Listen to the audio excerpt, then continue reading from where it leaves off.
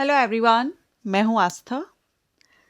बहुत ही अच्छी opportunity forensic science university से नोटिफिकेशन आउट हुआ है। बहुत ही अच्छा मौका है आपको फॉरेंसिक साइंस यूनिवर्सिटी में जॉब पाने का।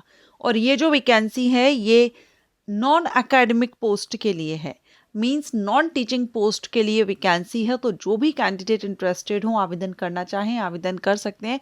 3 अलग अलग पोस्ट पर वैकेंसी नोटिफिकेशन आउट हुआ है, जिसमें कि सेक्शन 1 पोस्ट आप देख रहे हैं सेक्शन ऑफिसर, सेकंड पोस्ट है डिप्टी सेक्शन ऑफिसर की, और थर्ड पोस्ट है असिस्टेंट की। और जो असिस्टेंट की पोस्ट है उसके लिए फ्रेशर कैंडिडेट एलिजिबल है, सेक्शन ऑफिसर के लिए भी एलिजिबल हैं, लेकिन सबसे ज़्यादा जो वैकेंसी है वो असिस्टेंट के लिए है।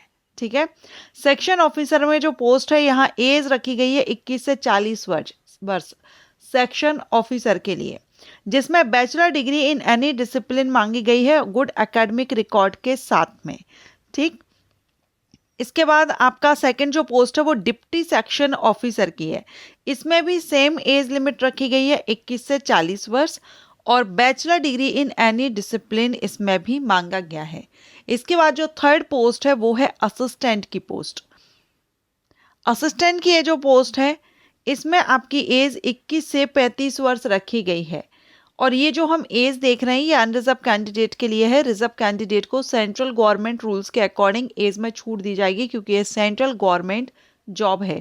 ऑल इंडिया से कैंडिडेट इसके लिए आवेदन कर सकते हैं। ऑल इंडिया में जहाँ भी फॉरेंसिक साइंस यूनिवर्सिटी के जो भी कॉलेजेस या ब्रांचेज हैं वहाँ पर आपको लोकेशन हो सकती है, जॉब लोकेशन। इसमें भी एनी डिसिप्लिन में आपने बैचलर लिया हुआ है, कंप्यूटर की जानकारी है, आप आवेदन कर सकते हैं। अब अगर आप इसमें अप्लाई करने जा रहे हैं तो अप्लाई करने के लिए आपको समर्थ पोर्टल पर जाना होगा, यहाँ से अप्लाई कर सकेंगे। Candidate must be a citizen of India.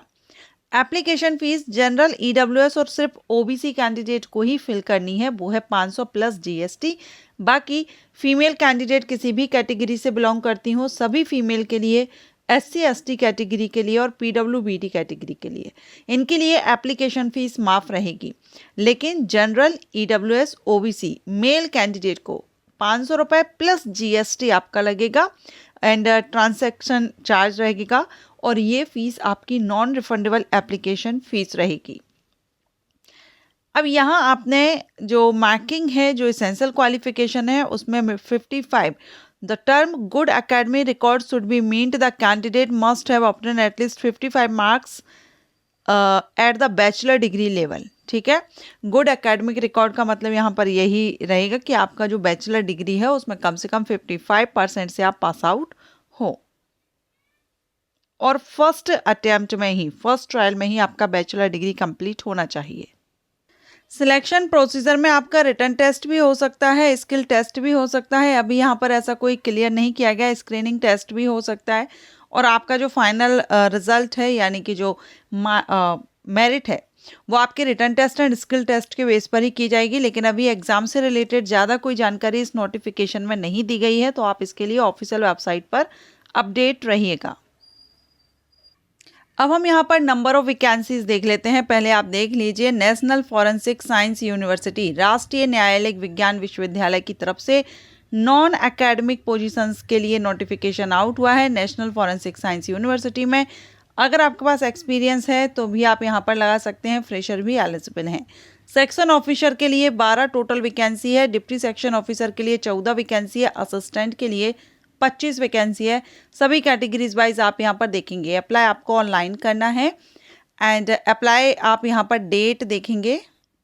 Application 23 फरवरी से स्टार्ट हो गए हैं और 23 मार्च अप्लाई करने की लास्ट डेट है। 23 मार्च 2026 तक आप ऑनलाइन अप्लाई कर सकते हैं। बहुत ही अच्छी अपॉर्चुनिटी है, रेगुलर रिक्रूटमेंट है, परमानेंट जॉब है। अगर आप ग्रेजुएट हैं तो आप एक बार ज़रूर अप्लाई कर दीजिए। फॉरेंसिक साइंस यूनिवर्सिटी में आपको जॉब पाने का मौका मिल रहा है। आशा करती हूँ ये वैकेंसी अपडेट आपके लिए यूज़फुल रहा हो, तो वीडियो को लाइक कीजिएगा। Thank you.